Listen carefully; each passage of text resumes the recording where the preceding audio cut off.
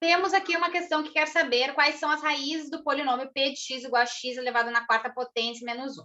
Então, primeira coisa, se fala em raízes, né? E a gente tem nas alternativas as raízes, uma das formas seria testar. E o que é testar? O que é ser raiz? É eu ver quais são os valores de x, tais que, quando eu boto x ali, eu vou chegar em zero.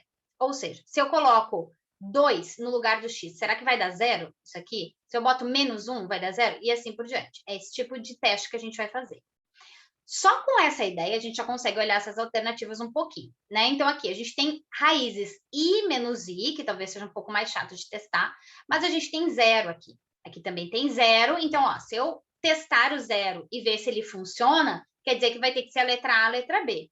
Mas se eu testar o zero e ele não funciona, então eu já sei que teria que ser C, D ou E. Então, essa é uma das formas da gente ir testando.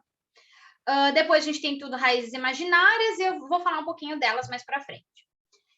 Dá para testar o zero? Dá. E assim, eu diria para testar o 0, o 1 e o menos 1, porque são raízes fáceis da gente testar. Não para esse caso, né? Mas de uma forma geral, assim, essas são raízes boas da gente testar.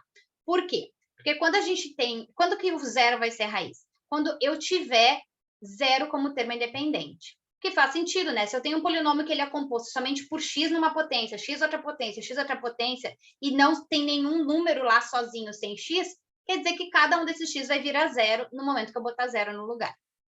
Então, realmente, se eu testasse aqui p de zero, eu ia ficar com 0 na 4 menos 1. E isso aqui, 0 na 4 é 0, menos 1 vai dar menos 1. Então, não deu zero esse negócio.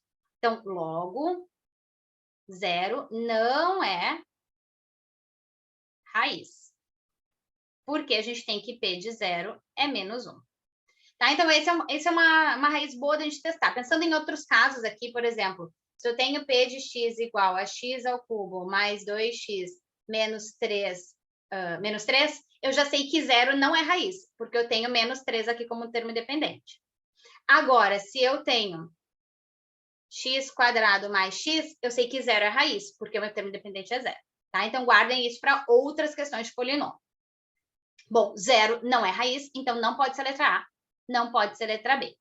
Na letra C, eu tenho 1 e eu tenho menos 1 como raízes, então poderia testar o 1 e o menos 1.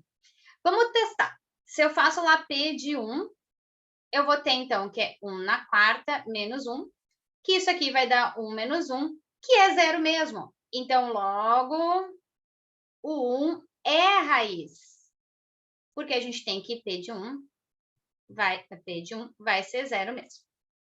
Beleza? 1 é raiz. Tá, então essa aqui funcionou.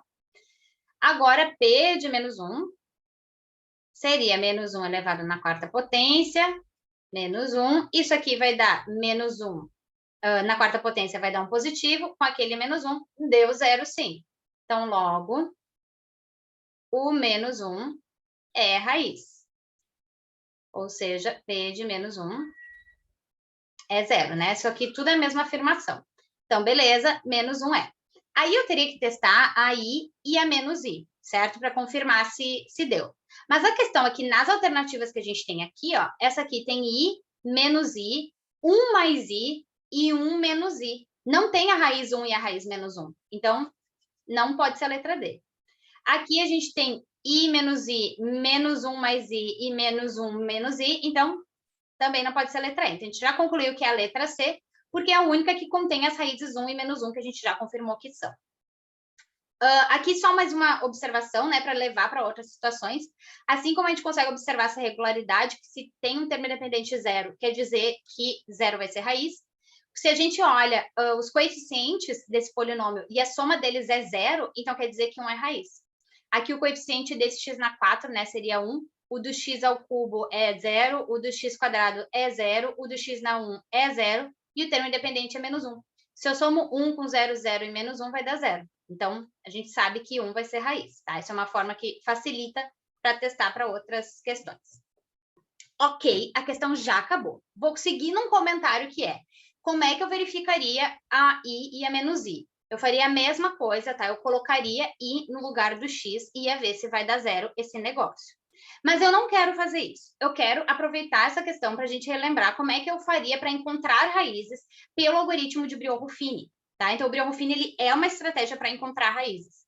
A grande questão é que, para poder fazer o Brioche Fine, eu já tenho que saber alguma das raízes. E por isso que esse tipo de coisa aqui, fazer esses testes com as raízes que são mais simples, facilita a vida.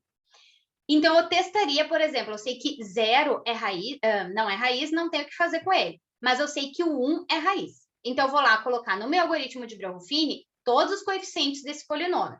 Como ele é de grau 4, eu tenho um grau 4, um grau 3, um grau 2, um grau 1 e o termo independente. Então, o grau 4, ele tem ali o coeficiente 1, que é o que tem na frente do x na 4. Aqui é 0, 0, 0 e termo independente menos 1.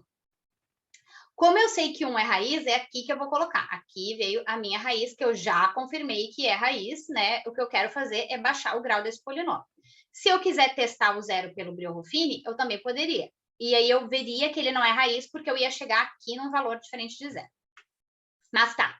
Então, lembrando, o que eu faço? Baixo o primeiro e aí faço 1 vezes 1, que vai dar 1. Soma esses valores. 0 mais 1 vai dar 1. E aí segue o processo, né? 1 vezes 1 vai dar 1. Soma esses valores, que vai dar 1. 1 vezes 1, que vai dar 1. Soma esses valores, que vai dar 1. E aí 1 vezes 1, que vai dar 1. E menos 1 mais 1, que deu 0. Então, quer dizer que eu transformei aquilo que era um polinômio de grau 4, agora num polinômio de grau 3. X na 3, x na 2, x e termo independente.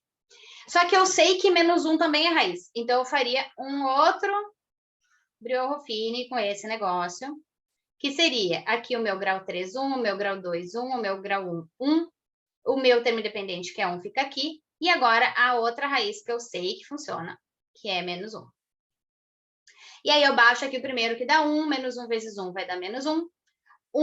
Com esse menos 1 aqui vai dar 0, menos 1 vezes 0, que vai dar 0. 1 com esse 0, que vai dar 1, menos 1 vezes 1, que vai dar menos 1, e aqui somou, deu 0. Então, eu baixei agora esse grau para um grau 2. X², aqui seria o meu x, e aqui o meu termo independente. Ou seja, eu consegui, a partir dessas duas raízes, baixar o grau do meu polinômio, que era grau 4, para um polinômio grau 2, que é do tipo x² mais 0x mais 1. Só que esse 0 aqui não me ajuda para nada, então eu tenho x² mais 1. E aí, se eu quero saber quais são as raízes desse polinômio, eu posso igualar ele a 0. E aí, daqui, eu consigo, por ser uma equação de segundo grau incompleta, dizer que x² é igual a menos 1. Então, o x vai ser a mais ou menos a raiz de menos 1, da onde eu chego que x é igual a mais i, e da onde eu chego que x é igual a menos i. Então, essa seria uma das formas de chegar nessas raízes sem ter que testar as alternativas. Mas, igual, eu teria que ter algumas delas para conseguir ir baixando o grau. E ainda teria uma outra forma, tá? Que eu não vou fazer ela toda aqui, mas que seria que funciona especificamente para esse caso, porque a gente tem um x na quarta potência, a gente não tem x na 3, x na 2, que seria fazer uma biquadrada, a gente dizer que x ao quadrado é igual a y. E aí a gente faz, então, que y ao quadrado menos 1 vai me dar a resultado, e aí depois eu volto lá para aquele y, tá? Que a gente tinha, para aquele x que a gente tinha no início. Também daria, né? Então, isso aqui seria que y ao quadrado é igual a 1, da onde eu tiro que y teria que ser mais ou menos 1, e aí eu igualaria que x² tem que ser 1, aonde vai me dar as raízes mais 1 e menos 1, e que x² teria que dar menos 1, que vai ser as raízes i e menos i. E mais um comentário, tá? É que essa questão também, aqui no caso, a gente não vai ter isso, né? Mas a gente tem uma relação importante de raízes com números complexos, né? Se eu tenho ali números imaginários, as raízes sempre vêm aos pares. Então, se eu tenho que i é raiz, menos i vai ter que ser raiz, porque ela é a conjugada, né? Quando a gente troca o sinal da parte imaginária. Então, não tem como eu ter um polinômio onde ele vai ter apenas uma raiz complexa. Ele vai ter que ser aos pares isso aí. Então, se você tivesse uma alternativa, por exemplo, que dissesse 1 menos 1 i e 5i, isso aqui com certeza não vai ser raiz, porque essa aqui e essa aqui faltariam os pares dela, que seria menos i e menos 5i, tá? Então, isso aqui nem tem como.